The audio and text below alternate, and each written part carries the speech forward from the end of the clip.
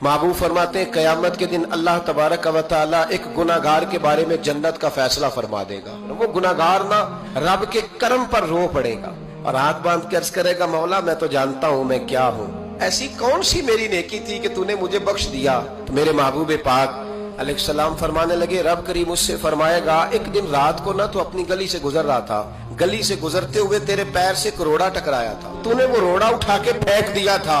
क्यों फेंका था?